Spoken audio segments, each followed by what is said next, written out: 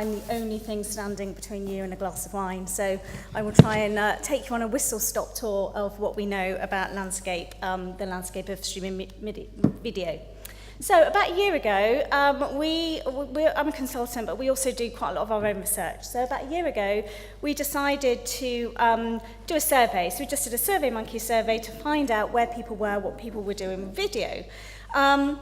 We had some interesting results. The report is on our website, but we decided that we really needed to delve in and ask people a bit more detail about what they were telling us. So in May, June this year, we did a more kind of qualitative review where we spoke to a number of people within the industry. We spoke to about 30 organisations to find out what they were doing with video, what their challenges were, what their success is, and how they measured their return on investment. So there were just some of the people that we talked to. Not all of their logos are up there because not all of them wanted to be publicly associated with the research, but we spoke to more people than that. So there's a few of you in the room, so thank you very much. So when we started talking to people, initially a lot of people said to us, oh, we don't do anything with video. We haven't got anything that we're doing. And then we delved a bit further and we discovered that actually most people that we talked to were doing something with video. So we've kind of got a bit of a metaphor here of, thinking of yourself on a chilly English beach where you're thinking you might go for a swim in the sea, and the first thing you do is you stick your toe in the water. And this was sort of ad hoc video. So for the people who said to us, well, we don't really do anything with video, we found out that they actually were. So they were doing bits of promotional content, perhaps. They might be interviewing editors. They might have been doing introductions to topics. So they might have an editor that was really keen on getting in front of the camera that would introduce an issue. But essentially, these weren't particularly organised. They were made on an iPhone. They were easy to produce. There was no investment. They posted them on YouTube. They promoted them on social media. Essentially, the bar wasn't set too high. Anyone can do it, cheap and cheerful, however, almost entirely undiscoverable, no accessibility, no closed captions, nothing else to it, really. So it was a start. It was a bit of a toe in the water. So bear with me, the metaphor goes on. So the next stage, really, that people were talking about when they said, oh, yeah, we do something with video, is a lot of people were talking to us about video summaries. So they were taking a paddle. So in them we go, and we have 2 case studies, and they're illustrated quite substantially in the report, which is really available to everybody. So we talked to Dove Medical Press and Frontiers. Now, Dove Medical Press were really keen on producing video summaries. They said they really improved engagement with the content. However, they left them to the author to do. So when we talked to publishers about whether they were doing video summaries or not, most publishers said to us, well, we would, but is it our responsibility? Is it the author's responsibility? We don't really want to get necessarily involved in doing all that. So Dove said to us, well, actually, it's very much the author's responsibility, but we will help and we will support them. They've built video submission into their submission process. The videos are peer-reviewed, and they run a competition for the best video abstract, I think every month or something. They publish about 15 videos a month. They're just hosted on YouTube and linked to from, so they don't have to worry about the infrastructure for hosting. But they really want to make video part of the communication landscape, and they're finding that video summaries are a really good way of doing that. Frontiers also had a lot to say about videos. Again, they leave it with the author, but if the author wants to review, wants to submit, they will review and they'll host as well. So the mission is to make science open and understandable. I mean, that's their core mission, Frontiers. So they also have a budget to promote articles that they think are important, and they're aiming to have 50% of the papers they promote, so the ones that they're going to give an extra push to also have some video content. And they showed us what actually it's working. So this is an article that they have that they've promoted that has video content associated with it. So you can see there the amount of views that they've had in the last 12 months compared to an article that hasn't had additional promotion, that hasn't got video associated with it. So you can see the difference there. I mean, who knows? There's a lot of reasons why those stats might be way higher, but certainly the articles that had videos associated with them and had full promotion really showed a vast increase in the amount of engagement with that paper. So there we go. I told you the metaphor is going to continue all the way through. So up to your middle, conferences. Seems a really obvious place to really experiment with video. you've got the content there, you've got the people there, you've got the experts there, they're the obvious video winner. It really helps. We work with a lot of societies, we talk to a lot of societies, and they really feel that video is the place that they can really achieve the wider society aims of education and outreach. You've got the AV set up, it should be easy, but you have to really invest in it. So you can't just video on an iPhone. You can't just, you can't just do it off the bat. You have to have the technology there. And then you have to really think about the business models, because if you're investing in videoing your conference to a high level where you're going to be streaming it outside of the people who are at the conference, maybe you're encouraging people from other parts of the world to come and engage with your conference, the technology has to be sound. You have to really invest in that video. And this is what a lot of societies were struggling with, how to then monetize it, how to get that return on investment, because you can't do it cheap and cheerfully. You have to really invest in it. The technical requirements are not straightforward. So whilst when we first started this, we thought, well, I expect video conferences are a winner for videos. Actually, when we started digging in and delving into some of the issues around them, we discovered actually that they present really quite significant challenges. So, told you, splashing around. So you're up to your middle, you've had a go, you've put the toe in the water, your temperature's okay, you think actually this is quite a good space to be in, video content is where it's at. So let's branch out a bit, let's think about podcasts. Now, producing a podcast requires a lot of skill. I think, again, people think it's really easy. People said to us that when they first started experimenting with podcasts, they thought, well, got a basement, got a microphone, really easy. We don't even have to be seen. We can do it in our pajamas if we want to. You don't have to have any of that technical infrastructure that you do with a video. But actually, it takes a real skill to write a script for a good podcast. It takes real skill to engage people that are going to be listening to you. So you need to find a presenter that is knowledgeable on their subject, that's interested, that's committed, because if you are going to be putting a podcast series together, people get engaged with that presenter. So you need to find somebody who is also going to be committed to that. And that was one of the biggest challenges that people told us about when they said they started doing podcasts, was actually finding the right presenter, was actually finding somebody. Podcasts are really good for author interviews, so having a two-way conversation, introduction to an issue, and hot topics and so on. During the process of this, we did a bit more investigation into podcasts generally, and I mean, as I'm sure most of you know, they're an extremely popular medium. So 44% of Americans listen to podcasts, 22% in the car, and 80% all of the way through, which I'm amazed at. I have no patience. I never listen to anything all the way through. And actually, on that note, lots of people speed podcasts up so they can listen to it faster. So there's obviously lots of people like me who have very, very little patience. But people average about 7 shows a week. Now, that's an awful lot of listening time. And although comedy is the top reason for listening to podcasts, education is the second most popular genre. People want to learn, and podcasts are an excellent medium for learning because you can listen in your car, you can listen while you're doing the cooking, you can listen when you don't have to sit down and watch something. So they're a different type of medium, and I think they sometimes get banded together, but actually you can use them for very different reasons. So people want to learn, and we've got a case study here, much more detail in the report again, but I would really recommend you go and look at the American Society of Microbiology and their podcasts section. So they've been really successful with their podcasts. So they are downloaded more than 150,000 times every month. They've got 10 million downloads to date. That's an awful lot of listening time.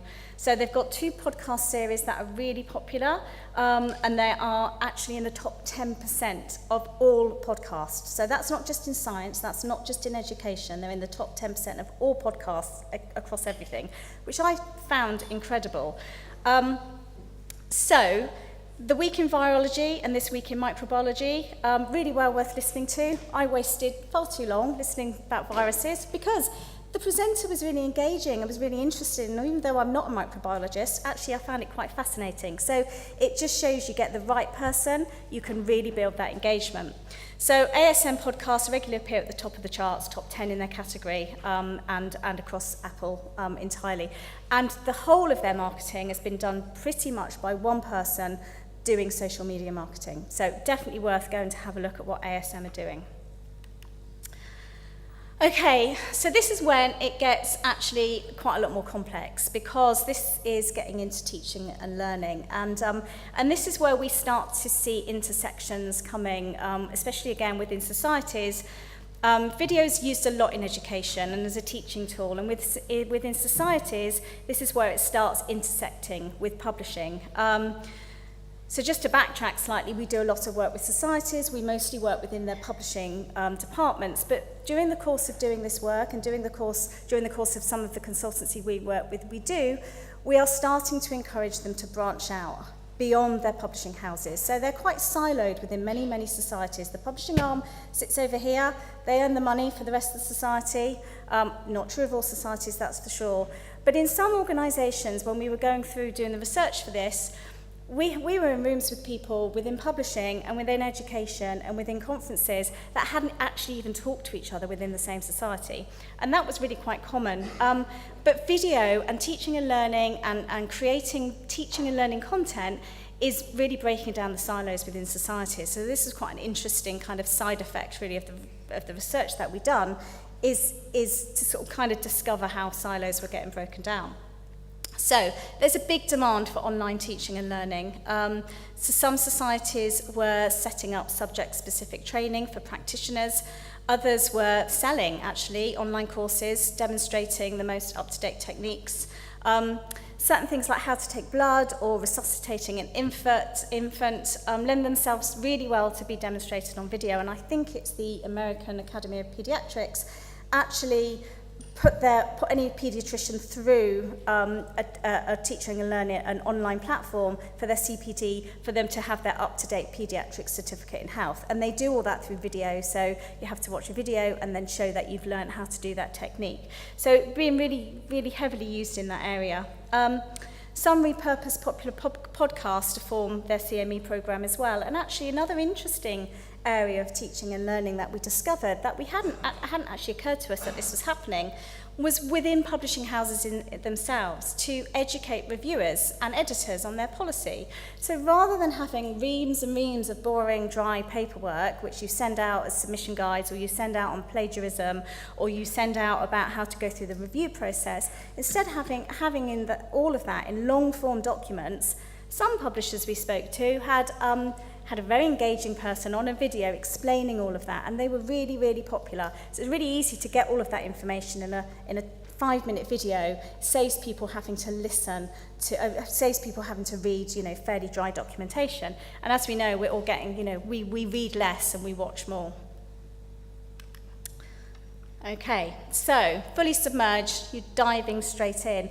And this is actually where we started looking at publishers who were really having video as their primary content. So rather than video being promotional or instructional or for teaching and learning, actually some of the publishers and societies we talk to are actually producing video as the primary content. So there's 2 organisations we did case studies on in the report. So one is the arthroscopy, I can never say that word, techniques. So the core part of every article is demonstrating a surgical technique. So video is brilliant for that. Video is excellent for demonstrating something you need to do. Articles are submitted as video with technical notes, a text abstract and support and images. So that video becomes part of your primary content. Jove is another one, I'm sure you've all heard of Jove, but Jove came out of a need where I think there was somebody in the US, he needed to learn some kind of procedure. There was only one person in the world who could do this procedure. He was in the States. The procedure was happening in Edinburgh. He got on a plane, he went to Edinburgh, he watched it, he got on a plane, he came back and he said, there's really got to be a different way of doing this. And so that's kind of how Jove was born, really. So it documents lab procedures and it's a really sophisticated setup. They've got PhDs on staff, they read the literature, they approach the scientist if they think that they have a procedure or a technique that would work well for their journal. They have a network of teams of videographers all around the world. They go and video the procedure, and then Jove write the script, they transcript it, they translate it, they'll have closed captions, they'll have all that investment into the video. So, this is at the point where you have, you're straight in. You've gone from having your toe in the water by doing a few promotional videos to actually producing primary content as your video. Okay. That was really quick. That's the quickest I've ever done that. So in brief, really, video is really good for demonstration of any kind. So anything that requires movement, anything that shows behaviour, anything that you want to show, so dance and artists and studies of animals, studies of people, really good. Video is a really good medium for doing that. And of course, we know video is excellent for promotion. So you can promote brands, or you can promote your articles, or you can promote the science, or you can promote authors as well if you want, particularly through social media. So it's an excellent medium for that. Lots of people already have been building, as we know, lay summaries, and I know QDOS started talking about this years ago, about having a lay summary and videoing a lay summary to capture complex information, to be able to explain complex information to non-scientists, to help that engagement with the public. And again, video is excellent for doing that. You can convey so much more in a video than you can in a dry piece of text. And audio is excellent for building rapport and community, as we've seen by the ASM case studies, really good for building community, and essentially you can also build your brand that way if you pay attention to the fact you need a good presenter who's committed and somebody who can write a good script. So all of this comes with a stack of challenges. So we've got business challenges and we've got technical challenges. So you have to create a good business case. Creating new types of content, as we know, is heavily resource hungry, particularly where a lot of users expect that content to be free. The benefits are often intangible, and I know anybody who works in marketing here who's trying to convince their finance director of investing in something that's going to build brand, you know, we've got our work cut out having to do that, to try and convince somebody to invest in something that's going to not bring a direct return on investment. You've got to find time amongst competing priorities. You know, I know we've talked a lot today about, you know, the pressures on time, the fact that we have so little of it and we have to prioritise. So finding time for people to actually create the video is tough. You have to find people with the right expertise. So, you know, people were doing video just on their iPhone, and, you know, that's fine up to a point. But if you want to do it well, if you want to have quality around your video, you need people who know what they're doing. It requires financial commitment, often no returns in sight. So obviously all the return on investment challenges there. But we've also got some technical ones as well. So what about discoverability? Well, okay, you put them on YouTube, but where does your specialist find you know, where does it find specialist content? Do they go to YouTube? Perhaps they do.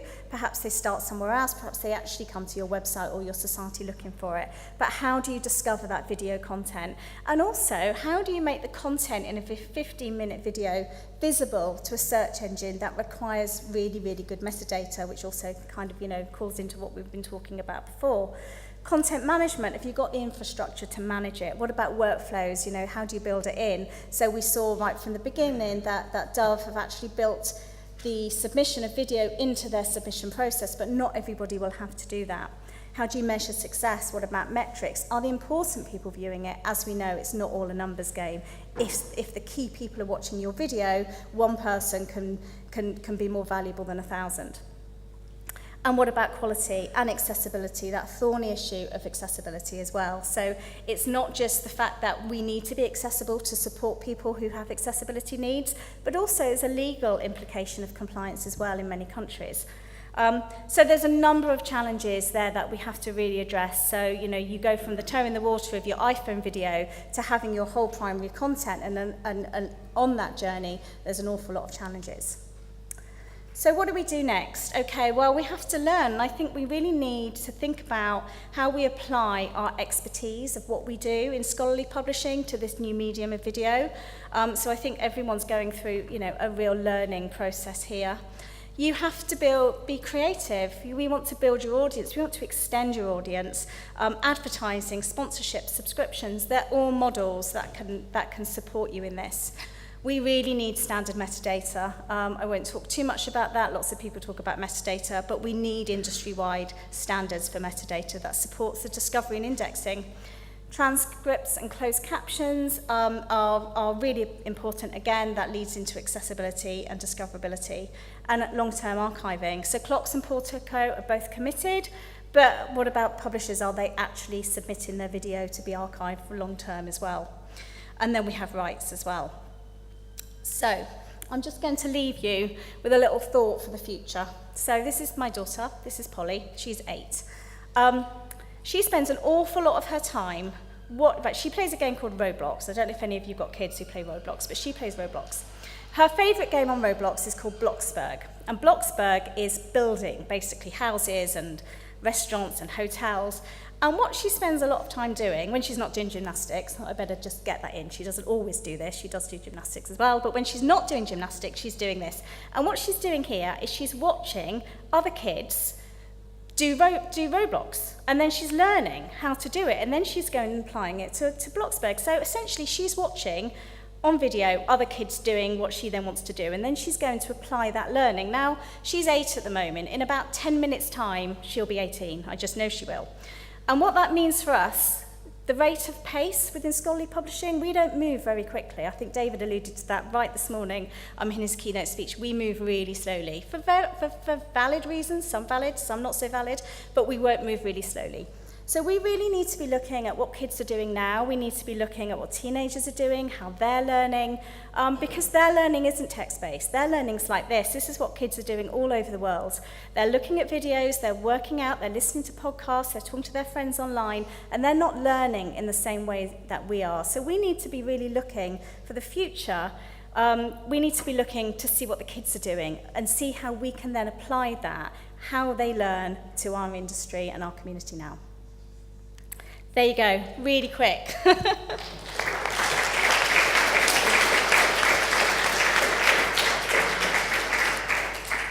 Any questions for Tracy?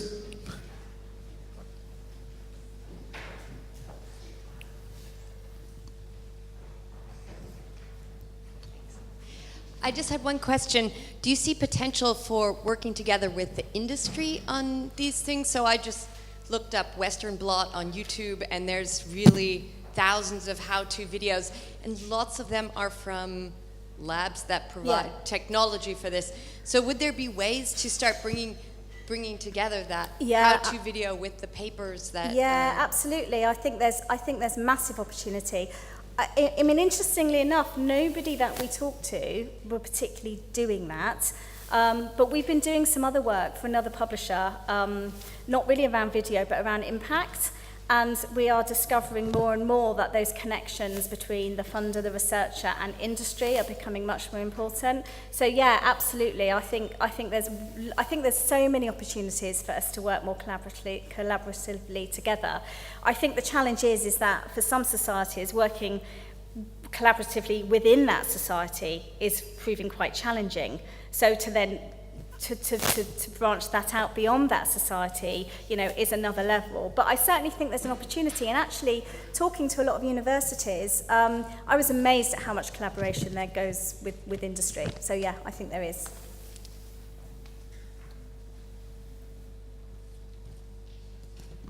Okay, I just wanted to say, the report is on our website. It is about 50 pages long, so I have just condensed, 50 pages into about 20 minutes. So please go and have a look, or email us if you want any more questions on that.